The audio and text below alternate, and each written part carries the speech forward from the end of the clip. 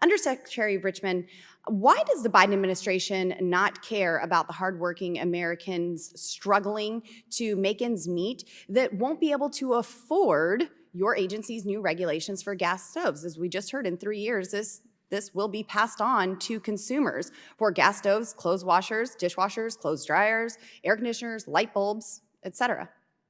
Well, thank you for that question. My statistics are really about the gas stoves with regards to that, that issue. But let me again reinforce the fact that 50% of those gas stoves. That still gets passed on to the consumer. So just by saying that somebody is more well off, more wealthy than someone else, that doesn't matter, that argument is not flying with me. From mandating new electric vehicles and electric stove mandates to promoting ESG extremism to pushing radical Green New Deal policies, there's one thing you can always count on in this administration to do, and that's put the American people and our economy last.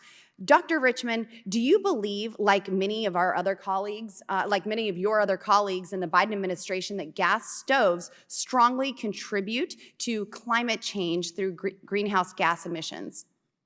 Well, I'm here today to talk about the do you believe that gas stoves, which you said you're here to talk about, do they contribute strongly to climate change through greenhouse gas emissions?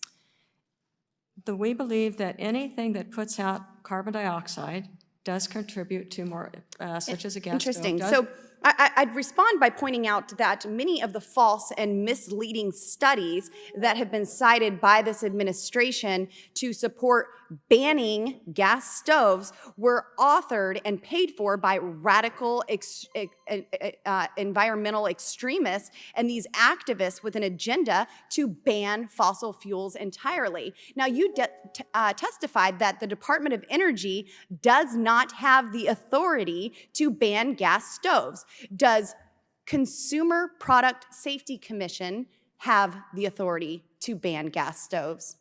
I don't believe so, but that's not something I'm certain about. I'd be happy. Well, then why, Dr. Richmond, did Richard Trumka Jr., a commissioner appointed by Joe Biden at the Consumer Product Safety Commission, say, and I quote, "Gas stoves are a hidden hazard. Any option is on the table. Products that can't be made safe can be banned," end quote. The Department of Energy has no authority to ban gas stoves. If the Biden administration isn't seeking to ban gas stoves, as you claim, then why did a Biden-appointed Commissioner Trumka initiate a notice for proposed rulemaking to ban gas stoves in American homes? I cannot answer that because the Department of Energy has no authority to ban gas stoves. Does the Consumer Product Safety Commission have that authority?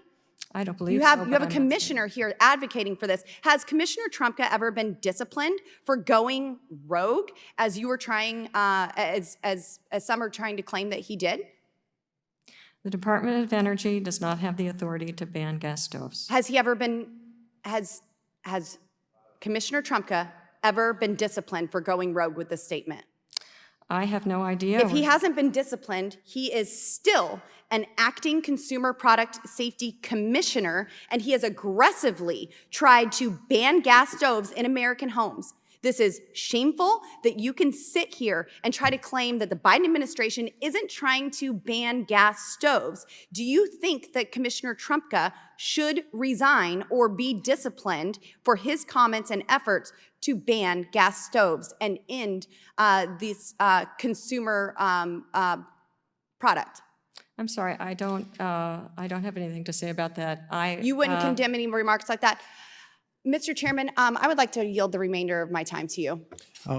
Thank you very much. So I'm trying to reconcile something, Doctor. Your testimony said repeatedly that half the models of gas stoves that are on the market today would not comply. But, you know, obviously glass half full, then half would.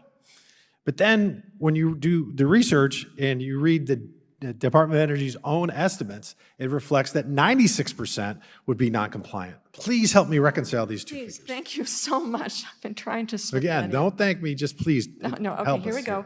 50% like you talked about, the other 50%. So what we did was take a small with the 96% comes from the fact that we took a small subset of those that would not comply, the ones that looked like they would least comply, and we did tests on them. We did tests on them to see actually would they comply or not. There were 21 of those. One of them did comply, 20 did not. So it was 96% that did not comply of the 21 models, but there are many more than that. So that's where the 96%. But that's a pretty good sample size. I mean, any statistician would tell you. You randomly pick these 21 models? They were the ones that when we looked at them, well, it wasn't particularly random because we looked at all the manufacturing specifications that they had there, and we looked at the ones that had features that seemed to be the least efficient. So we took those 21. That's why these 21 are really the ones that seem to be the least efficient, whether it be whatever component it is. And that was only one of those 21 then passed. But why wouldn't you pick a sample size that would reflect the market? Because in this case, we actually did physical tests on them, and we don't have the capacity to physically test all of them until the rules are passed, and then we are able to be able to make sure that they comply. Okay, my time is up.